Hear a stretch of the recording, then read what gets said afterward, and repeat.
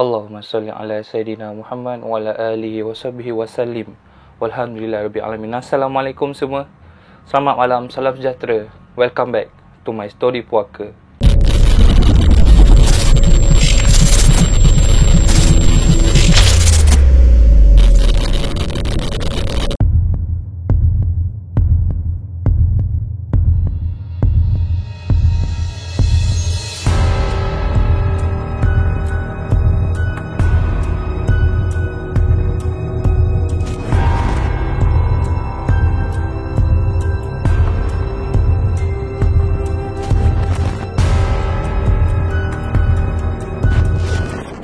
Sebelum kita mulakan pada malam ni, aku nak ajak ramai-ramai lah, bagi yang umat Islam, bagi yang bukan Islam, untuk sama-sama dengan aku kita sedekahkan Al-Fatihah untuk negara kita, untuk yang terkorban sebab COVID, untuk yang sedang bertarung dengan COVID.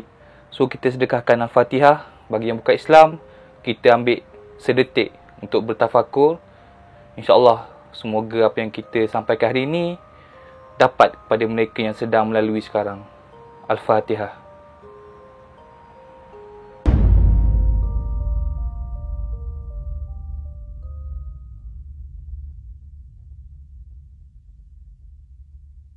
Sebelum tu guys, macam biasa, jangan lupa like, jangan lupa subscribe, jangan lupa on notification button. Dan bagi korang yang share cerita aku dekat social media, IG, Instagram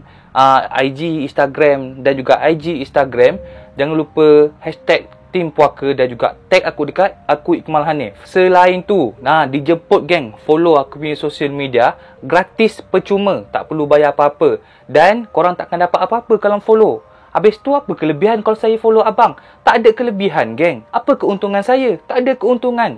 Tapi sebagai tanda korang support aku buat cerita, korang nak dengar aku cerita lebih banyak, korang bantulah aku untuk follow semua social media aku. InsyaAllah kalau aku popular nanti, aku takkan lupa diri. Di mana kalau aku lupa diri, contohnya kita jumpa dekat tengah jalan, kau panggil Abang Iqmal, Abang Iqmal. Time tu aku jalan mendada tak pandang korang. Korang balinglah batu dekat dahi aku. Aku rela geng. Takut pula. Tapi rakan-rakan semua, malam ni macam biasa kita akan mulakan story puaka kita. Tak nak lengah-lengahkan masa, sebab malam ni cerita dia aku rasa macam agak seram lah. Sebab berlaku dekat area kawasan rumah aku ni geng. Dan cerita ni berlaku dekat sebuah rumah flat di Selangor. Nama pencerita ni adalah Zulaika.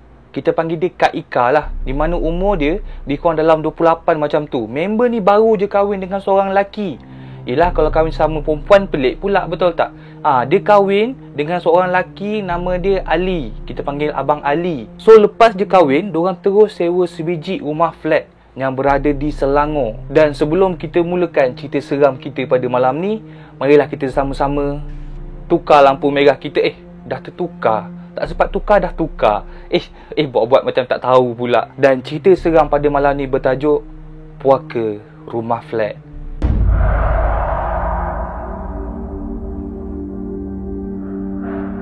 Macam aku cakap tadi, Kak Zulaika dengan Abang Ali ni baru je kahwin. Lepas kahwin, diorang nak carilah rumah untuk stay.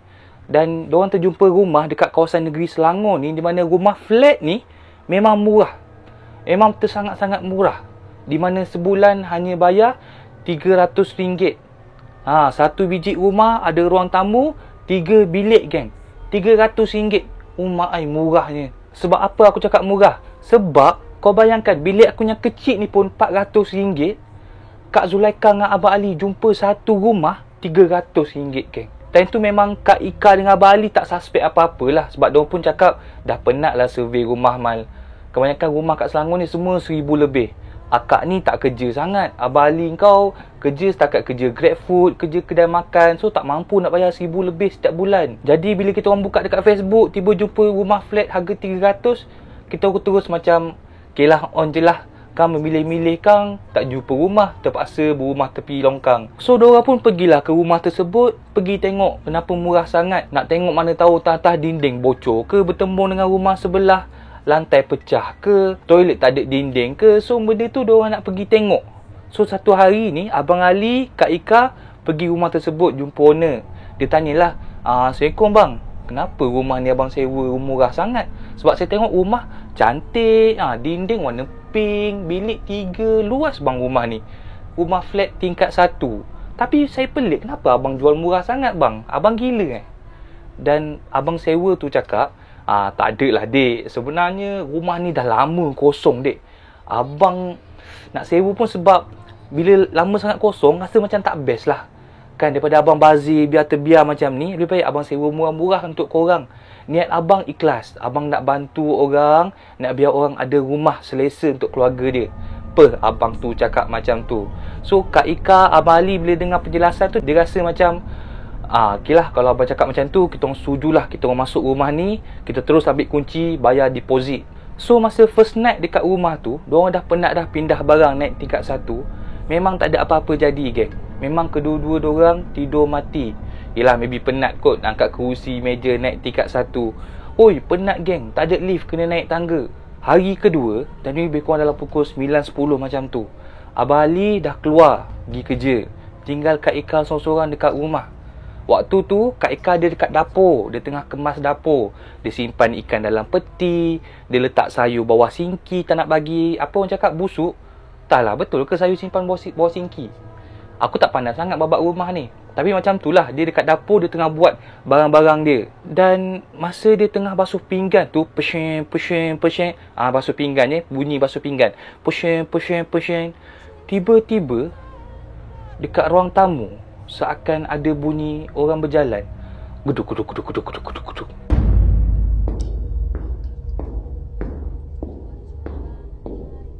Kak Zulaika tengah basuh pinggan, stop kejap.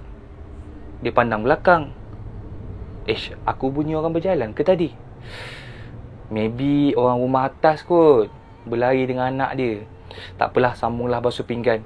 Peshen. Masa tengah peshen tu, tiba-tiba lagi sekali bunyi dekat ruang tamu. Guduk.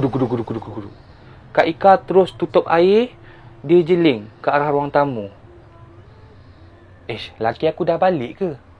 Ni mesti laki aku nak kejutkan aku ni. Dia nak macam aku tengah basuh pinggan, peluk aku dari belakang. Surprise ayang, I dah balik. Macam tu kot. Takkan berjaya. Abang ke tu? Jangan buat-buat terkejutkan saya Saya bunyi tapak kaki abang. Tapi masa Kak Ika intai dekat ruang tamu tu, kosong, tak ada orang. So Kak Ika fikir, ni betul lah kot, orang rumah atas ni yang bising ni. Tak apalah, aku buat kerja aku je lah. Dia pun pusing masuk dapur, sambung basuh pinggan, peshen. Malam tu Kak Ika terjaga lebih kurang dalam pukul 5 pagi. Sebab apa? Sebab Kak Ika selalunya memang dia akan bangun 5 pagi untuk masakkan bekal suami dia nak bawa pergi kerja. So pukul 5 pagi dia bangun mamai. Ya Allah, awalnya kena bangun nak masak untuk laki aku. So Kak Ika pun bangunlah, dia turun katil. Time ni dia tengah mamai. Dia berjalan, dia buka pintu bilik. Pecik. Dia jalanlah keluar ke arah ruang tamu. Dan time tu dia tercengang, terbelak biji mata, terus jalan ke belakang, masuk ke arah bilik. Bang, bangun bang. Dia panggil laki dia. Kenapa Kak Ika terkejut? Sebab Kak Ika terpandang dekat ruang tamu, dekat atas kipas, seakan macam ada ular menjulur daripada bilah kipas ke bawah. Dia terus masuk bilik, dia kejut laki dia. Bang, bangun bang, ada ular kat ruang tamu bang. Laki dia penat kerja. Cakap apa? Awak jangan mengarut lah yang tingkat 1 ni. Mana ada ularnya, ada six pack nak naik tangga sampai tingkat 1 yang. Jangan mengarut. Kak Ika cakap, bang betul bang, ada ular dekat atas kipas bang. Dia bergayut atas bilah kipas tu. Abang Ali pun buka mata, dia gonyoh. Yang awak ni biar betul, ular naik kipas. Ya bang, betul. Tak percaya, jom kita pergi luar, bahaya tu bang. Abang Ali pun turunlah katil, keluar daripada bilik. Time tu Kak Ika dekat belakang, tengah peluk je belakang Abang Ali. Dan masa diorang berjalan ke arah ruang tamu, nampak dekat kipas ruang tamu tu seakan macam ada ular tengah bergayut dekat bilah kipas.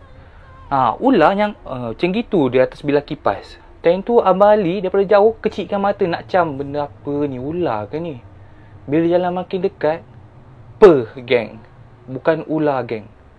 Rupa-rupanya yang bergayut dekat kipas tu tali. Abang Ali pandang isteri dia buat muka bengkak. Macam mana muka bengkak? Macam ni. Macam mana ya? Muka annoying, faham tak? Kau kena kejut tidur. Kau rasa annoying kan? Macam tu muka dia, macam Dia buat muka bengkak. Dia cakap, "Yang, tali lah." Dia tarik tali tu dekat kipas. Dia tunjuk kat isteri dia. "Tali yang.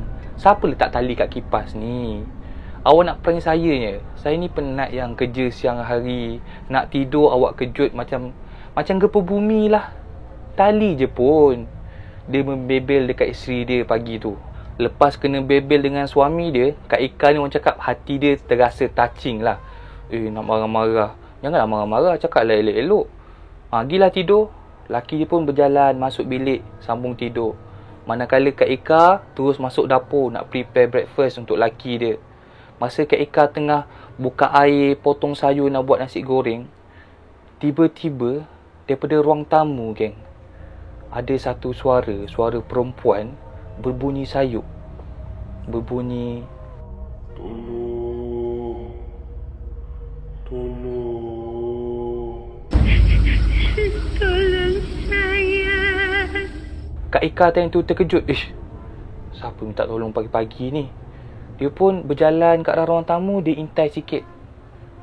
Gelap ruang tamu ni. Lampu tak pasang. Ada orang minta tolong ke? Tak ada orang pun. Dan masa jenguk-jenguk tu, lagi sekali ada suara minta tolong. "Tolong, tolong." Tapi kali ni suara tu seakan dekat luar rumah. So Kak Ika pun berjalan ke arah pintu depan. Sebelah pintu depan tu ada tingkap yang serup-serap tu. Tingkap macam tu. Dia pun buka sikit tingkap, dia intai kiri kanan. Biasalah makcik bawang mestilah kena sibuk hal jiran tetangga. So dia pun intai. Siapa minta tolong tu? Tiba-tiba masa dia tengah jenguk-jenguk kepala macam zirafah tu, tiba-tiba daripada belakang, betul-betul belakang dia, suara tu kedengaran jelas macam suara manusia. Suara minta tolong yang sama. "Tolong, tolong." Kak Ika terus toleh belakang. Dan tu dia dah cuak. Dia fikir, siapa ni? Siapa minta tolong ni? Bunyi tu betul-betul daripada rumah aku. Siapa ni? Tak fikir panjang, dia terus berlari masuk bilik. Dia kejut suami dia. Suami dia time tu tengah annoying. Dah 2 kali kena kejut, geng. Penyelesaian dia apa? Penyelesaian dia, Kak Ika paksa laki dia tidur dekat lantai dapur, teman dia masak pagi tu. Dan siangnya, macam biasalah, suami dia pergi office, pergi kerja. Kak Ika duduk sorang-sorang kat rumah. Masa tu lebih kurang dalam Zohor, Kak Ika baru nak solat Zohor. Dia bentang sejadah dekat ruang tamu. Dia mula nak solat, angkat takbir, Allahu Akbar. Masa dia tengah solat tu, baru takbir, tiba-tiba bulu roma dia meremang. Naik satu badan. Dan dia dapat lihat macam bila kita solat, kita dapat rasa tahu kalau ada orang kat belakang, betul tak? Macam Kak Ika tu, dia macam dapat rasa di belakang dia seakan ada satu tubuh sedang berdiri. Tapi Kak Ika solat macam biasa. Waktu rukuk, dia rukuk. Dan masa tengah rukuk tu, hujung mata dia seakan macam nampak bayang-bayang hitam ada di belakang dia. Kak Ika naik dan dia nak sujud tu. Masa sujud, sebab rasa ingin tahu, dia cuba intai melalui bawah kan. Tengah sujud macam ni, dia angkat kepala sikit, dia intai bawah. Nak tengok apa di belakang. Tak ada apa-apa pula. Tak ada kaki, tak ada berbayang pula. Tapi dia bangun untuk rakaat kedua. Lagi sekali bulu roma dia naik dan dia rasa macam ada someone tengah berdiri dekat belakang dia. Dan benda tu dia rasakan daripada awal solat sampai nak bagi salam. Sehinggalah waktu tahiyat akhir. Dia tengah baca tahiyat akhir tu kan. Dan waktu part Assalamualaikum wa ala ibadillahi solihin. Waktu tu, geng, tiba-tiba betul-betul dengar di belakang dia suara yang sama dia dengar pagi tadi. Tolong kak, tolong saya.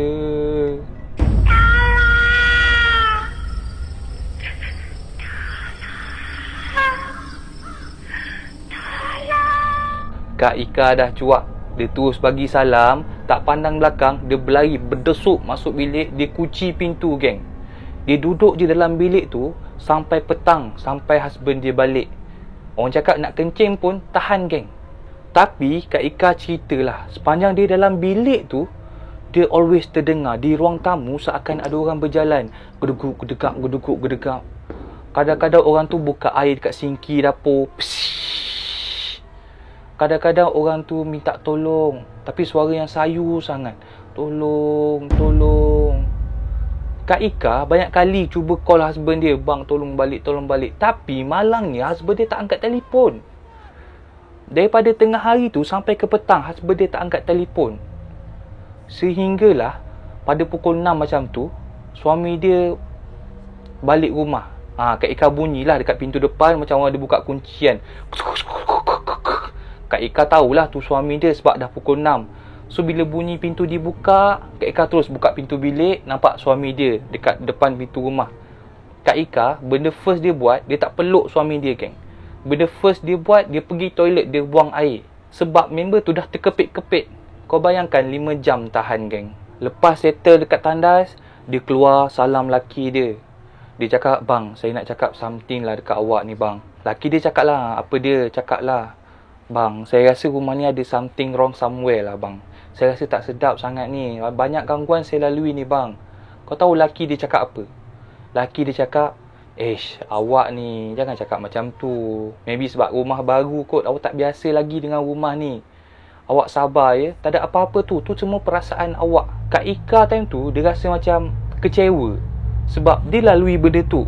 Tapi laki dia tak percaya dia.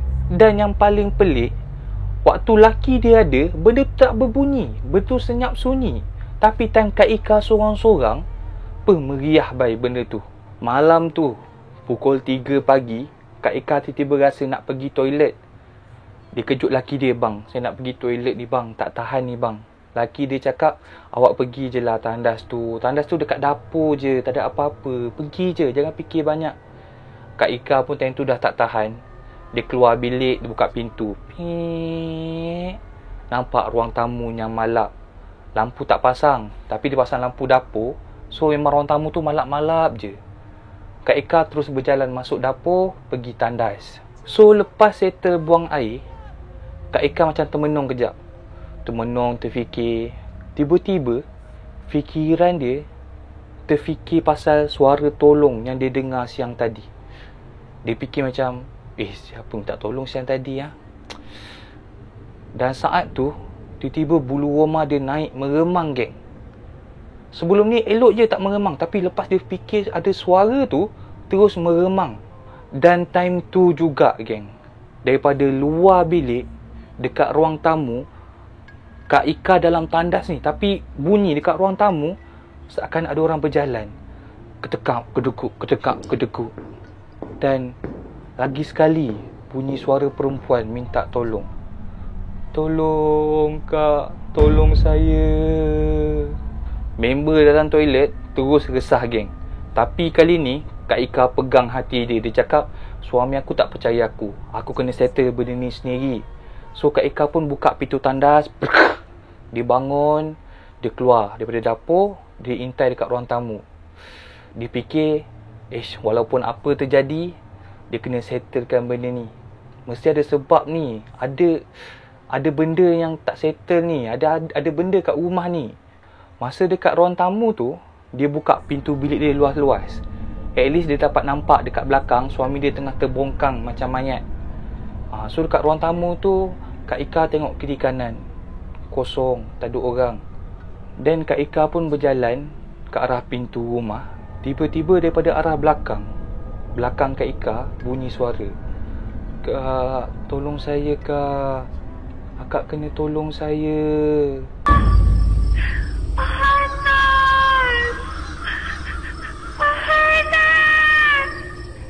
Kak Ika dengar suara tu terus pusing badan, pandang ke arah belakang. Dan dengan keberanian yang dia ada, dia cakap, siapa tu? Awak nak apa? Apa yang boleh saya tolong? Sambil cakap, Kak Ika berjalan ke arah bilik dia. Dan lepas settle je Kak Ika cakap macam tu, tiba-tiba, geng, bunyi daripada belakang Kak Ika. Kak, pandang sini kak.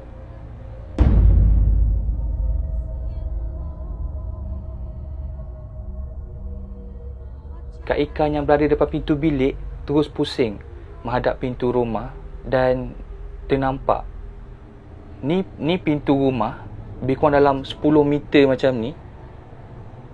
Dekat atas siling seakan ada tali, dan di hujung tali tersebut seakan ada tubuh, di mana leher dia dijerut dengan tali tersebut. Kaki seakan terangkat. Kak Ika nampak seakan orang gantung diri betul-betul di depan Kak Ika. Time tu Kak Ika pandang je daripada tali sampai ke muka, di mana rambut perempuan tu kusut masai, panjang. Muka dia putih seakan kehilangan darah. Bibir dia biru. Dan badan dia seakan kejung macam ni. Macam tu, kejung. Leher dia ada tali yang mengikat dekat siling.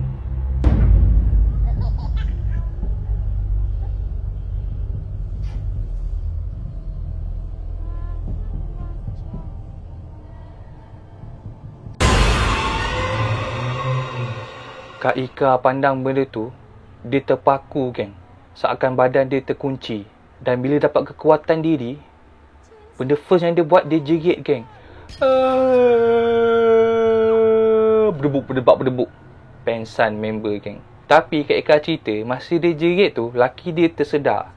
Terus laki dia tengok dekat ruang tamu, tengok isteri dia dah terbaring. So laki dia macam kejut lah. Yang, kenapa awak tidur sini yang? Awak okey tak? Tak ada respon. Laki dia ingat bini dia dah mati malam tu. So laki dia pun dukung bini dia masuk dalam kereta pergi hospital. Dan siang tu bini dia sedar. Terus bini dia nangis. Bang, kita pindah rumah bang. Rumah tu ada something wrong bang. Kita pindah rumah bang. Lepas tu diorang pun decide nak call owner. Nak tanya apa yang jadi sebenarnya. Lepas Kak Ika keluar hospital, diorang tak fikir panjang. Terus ajak owner jumpa. Dan diorang jumpa dekat bawah rumah tu lah, dekat flat tu kan. Diorang jumpa kat area parking. Dia tanya, bang, rumah ni sebenarnya ada apa bang? Kenapa murah sangat? Owner tu macam biasalah menyidakkan. Dia cakap, tak ada apa-apa bang. Saya sewa sebab rumah ni dah lama tak ada orang bang. Sebab tu saya sewa murah. Saya dah ada rumah dekat sana. Rumah ni memang saya beli untuk sewa je bang. Dia cakap macam tu. Lepas tu Kak Ika macam tak tahan tau. Dia cakap macam ni kat owner tu. Okey, tak apa. Kalau abang tak nak cerita kat saya, malam ni saya suruh perempuan yang bunuh diri tu datang rumah abang. Time ni owner tu terus macam terus cacat geng. Di mana owner tu terus macam speechless. Dia tanya, awak tahu ke pasal bunuh diri tu? Terus abang Ali cakap, abang sekarang cerita apa jadi kat rumah tu. Terus owner tu cakap yang beberapa tahun lepas, sebenarnya dekat rumah tu penyewa sebelum ni bunuh diri sebab frust. Dan sampai sekarang tak tahu sebab apa dia bunuh diri. Yang tahu dia bunuh diri sebab frust je. Dan setiap penyewa baru yang datang sewa rumah tu akan diganggu dengan bunyi minta tolong, bunyi orang berlari, kadang-kadang nampak bayangan tergantung dekat ruang tamu. Sebab itulah saya sewa murah sebenarnya. Sebab orang tak nak sewa rumah tu. Lepas owner tu mengaku, Kak Ika macam menang Olimpik geng. Dia pandang suami dia. Dia jeling, dia cakap, kan saya dah cakap, awak tak nak dengar cakap saya. Perempuan kalau dia pakai ayat tu, lelaki memang KO geng. Laki dia pandang je. Yelah betul lah tu, betul. Terus diorang cancel agreement, cakap, bang saya nak balik duit saya. Saya tak nak duduk rumah ni. Dan diorang dah settle semua, diorang pun pindah lah duduk kat rumah mak mertua. Sambil cari rumah. Dan orang cakap sampai sekarang rumah tu ada lagi geng. Dan tak sure lah dia dah ada sewa ke belum. Dan diharapkan bahawa korang tak kena lah macam mana Kak Ika kena. Dan maybe lah aku rasa sebelum masuk rumah baru tu, benda first yang kita kena buat adalah kita kena pagar rumah tu sendiri. Sebab kita tak tahu sebelum ni apa jadi kat rumah tu, apa cerita dia. So tak kira lah korang sewa bilik ke sewa rumah ke, pagar dulu apa yang patut.